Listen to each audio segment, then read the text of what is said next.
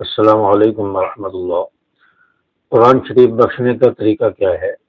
قرآن کریم پڑھ کر اس کو اصالہ ثواب کیسے کیا جائے؟ ہمارے والدین دنیا سے چلے گئے، عزیز و اقارب دنیا سے چلے گئے، رشتہ دار دنیا سے چلے گئے، تو ان کو اصالہ ثواب کیسے کیا جائے؟ قرآن شریف کیسے بخشا جائے؟ بعض لوگ یہ کہتے ہیں کہ قرآن شریف بخشنے کے لیے کسی کو بلایا جائے اور کسی کو بلا کر اس سے قرآن شریف بخشوایا جائے، تو کیا ایسا کرنا درست ہے؟ قرآن شریف بخشنے کا طریقہ بتایا جائے۔ تو آج کی ویڈیو اس حوالے سے بہت اہمیت کی حامل ہے، اور اس میں انشاءاللہ آپ کو مکمل ڈیٹیل بتاؤں گا کہ قرآن شریف کیسے بخشا جائے۔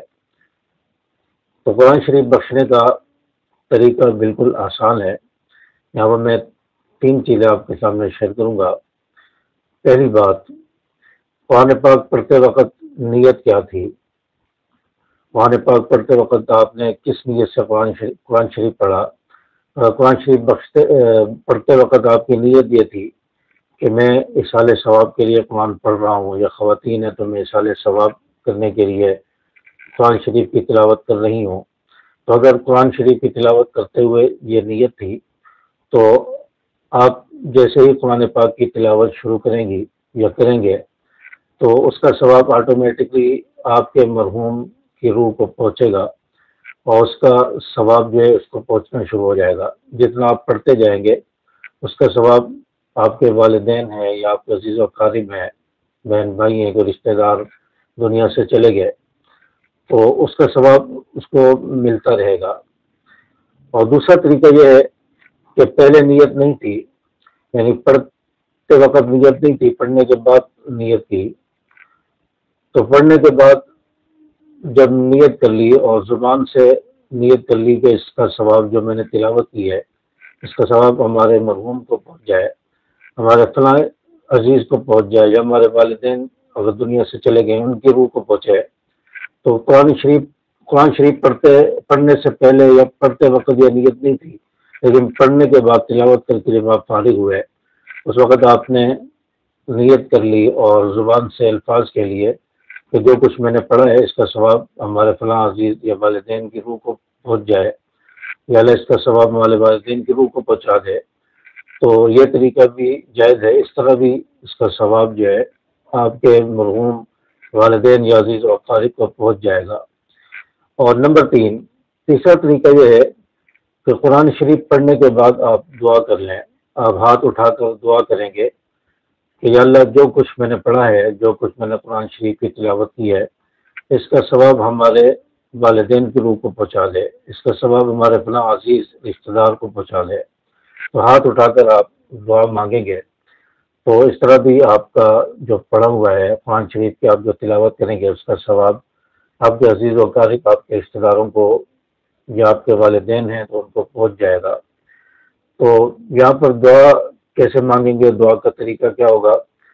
تو سب سے پہلے آپ دعا میں سورۃ الفاتحہ پڑھ لیں، یا سورۃ الفاتحہ کی ابتدائی 3-4 آیتیں پڑھ لیں۔